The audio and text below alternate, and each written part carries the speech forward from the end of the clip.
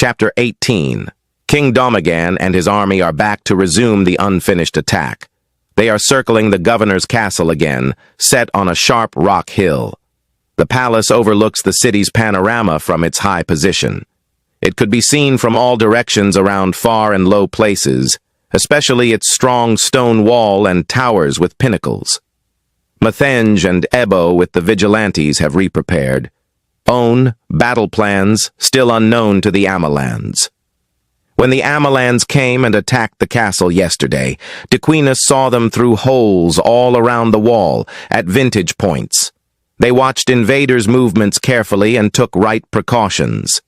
They waited for Amalan soldiers who were downhill climbing upwards. The invaders were hurrying to reach Hilltop and to take insiders captive. The Amalans also heard loud noise behind the wall crying out. They went up stronger, hoping to reach up for the killing. But stones began to fall. Small, medium, and big ones kept raining. Land soldiers got terribly hurt by the stones. Heavier sizes were also regularly thrown over wall. Each smashed through the enemy ranks, killing more as it heavily rolled. Amalans were badly beaten, and they eventually decided to withdraw. Many died, most wounded, and others abandoned their weapons. The Dequinas began to celebrate when the Amalans turned back in confusion. But the defeat of the landmen was not the final solution to the invasion. The Amalans' invaders were only going to reorganize and return. They would be doing so today with a very different tactic. The Amalans had sent out many black cats last night, and the reports of the spies were to help their plans.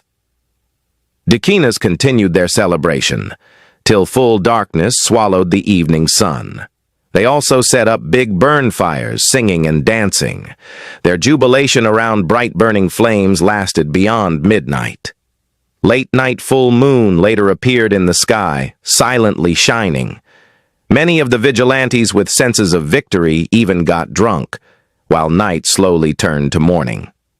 The Amalans, too, did not sleep as night lasted. Most of the spies they sent were caught and killed. Their bodies have been found this morning, littered behind the walls. Now the sun rises, invaders are gathering again to resume the attack. This time, they are massing heavily at the hidden angles of the hill.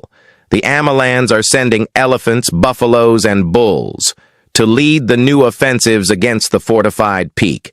The planners of the re-attack have another strategy for the incursion.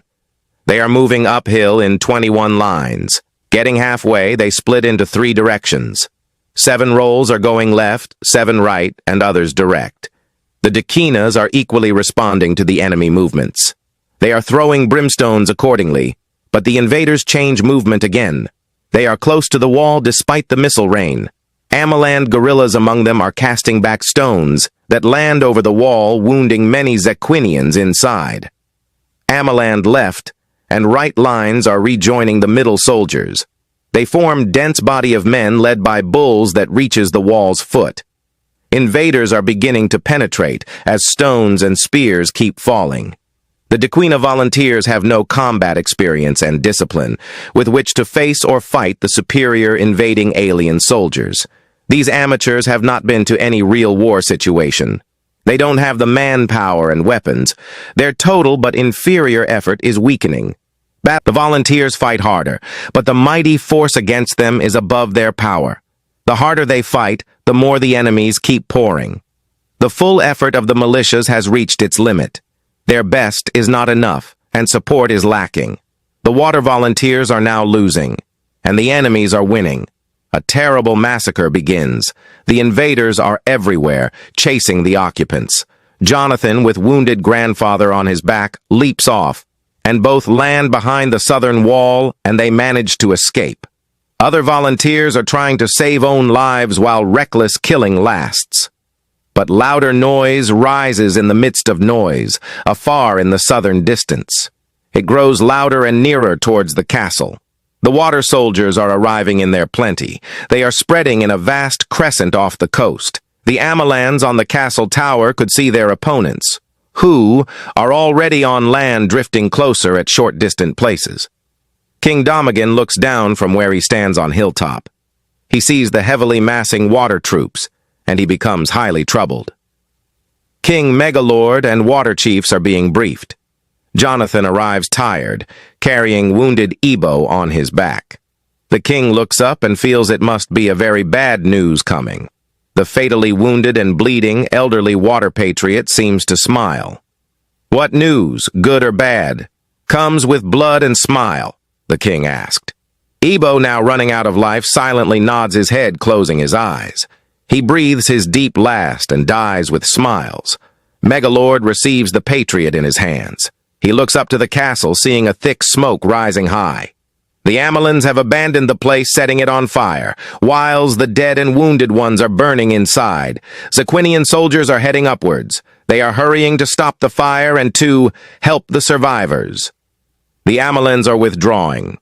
The situation has drastically changed. The great new Zaquinian army is massively engulfing the entire Dequina. News will again go wild in Aerecia, and it will also shake the whole world. The conquering Ameland army, led by the notorious King Domagan, that has been carrying out terrors in Zaquinia, has met its doom. The world war is taking another turn for the worst.